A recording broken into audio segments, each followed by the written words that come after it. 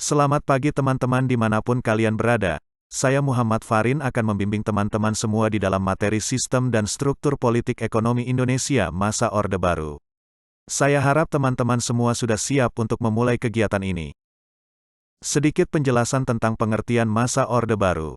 Orde Baru menggantikan Orde Lama yang merujuk kepada era pemerintahan Soekarno. Lahirnya Orde Baru diawali dengan dikeluarkannya Surat Perintah tanggal 11 Maret tahun 1966. Orde Baru berlangsung dari tahun 1966 hingga 1998. Materi yang kita akan bahas adalah sebagai berikut. 1. Aksi-aksi Tritura. 2. Surat Perintah tanggal 11 Maret. 3. Dualisme kepemimpinan Kabinet. 4. Stabilitas politik dan rehabilitasi ekonomi. Yang kelima adalah stabilisasi politik dan keamanan sebagai dasar pembangunan. 6. Stabilisasi penyeragaman. 7. Penerapan Dwifungsi ABRI. 8. Rehabilitasi ekonomi Orde Baru. Yang kesembilan adalah kebijakan pembangunan Orde Baru. 10. Integrasi Timur-Timur. 11. Dampak kebijakan politik dan ekonomi masa Orde Baru. Mari teman-teman, kita masuk ke dalam materi pembahasan. Yang pertama kita akan bahas adalah aksi-aksi Tritura. Aksi Tritura adalah naiknya Letnan Jenderal Soeharto ke kursi kepresidenan tidak dapat dilepaskan dari peristiwa gerakan tanggal 30 September tahun 1965 atau G30 SPKI. Ini merupakan peristiwa yang menjadi titik awal berakhirnya kekuasaan Presiden Soekarno dan hilangnya kekuatan politik PKI dari percaturan politik Indonesia. Yang selanjutnya adalah Surat Perintah tanggal 11 Maret. Untuk mengatasi krisis politik yang memuncak, pada tanggal 11 Maret tahun 1966 Soekarno mengadakan sidang kabinet.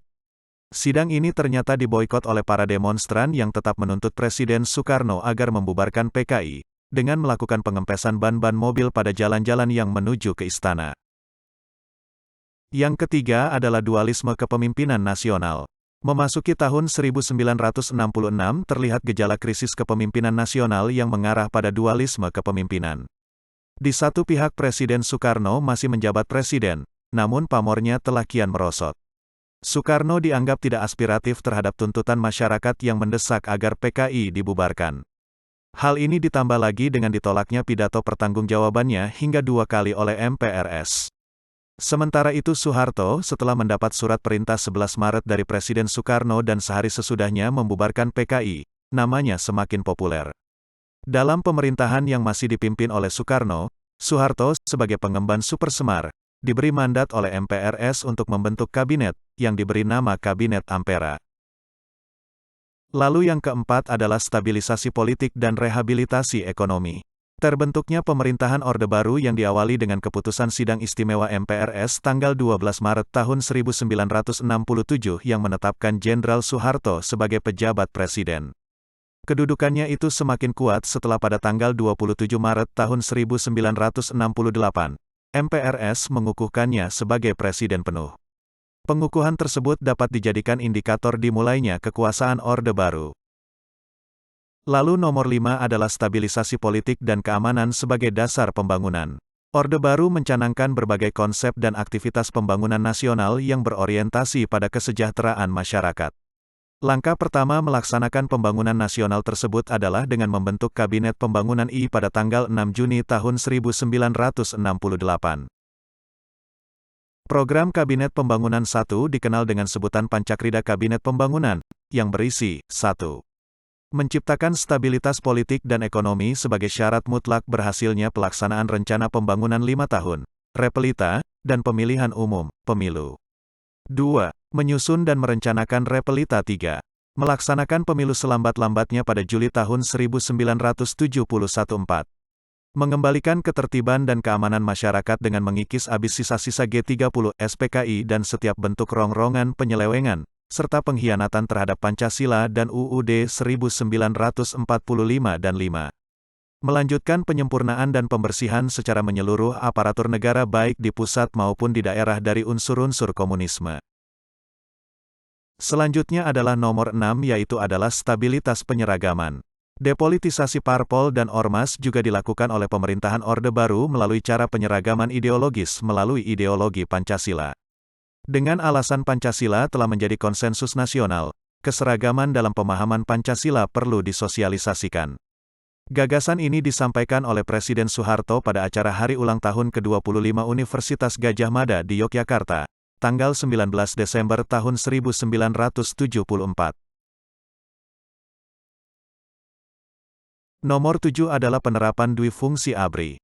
Konsep Dwifungsi ABRI sendiri dipahami sebagai jiwa, tekad dan semangat pengabdian ABRI, untuk bersama-sama dengan kekuatan perjuangan lainnya, memikul tugas dan tanggung jawab perjuangan bangsa Indonesia, baik di bidang hankam negara maupun di bidang kesejahteraan bangsa dalam rangka penciptaan tujuan nasional, berdasarkan Pancasila dan UUD 1945. Berangkat dari pemahaman tersebut, ABRI memiliki keyakinan bahwa tugas mereka tidak hanya dalam bidang hankam namun juga non-hankam. Selanjutnya adalah nomor 8 yaitu Rehabilitas Ekonomi Orde Baru. Program Rehabilitasi Ekonomi Orde Baru dilaksanakan berlandaskan pada TEP MPRS Nom 0 R23 tahun 1966 yang isinya antara lain mengharuskan diutamakannya masalah perbaikan ekonomi rakyat di atas segala soal-soal nasional yang lain, termasuk soal-soal politik. Konsekuensinya kebijakan politik dalam dan luar negeri pemerintah harus sedemikian rupa hingga benar-benar membantu perbaikan ekonomi rakyat. Yang kesembilan ada kebijakan pembangunan masa Orde Baru.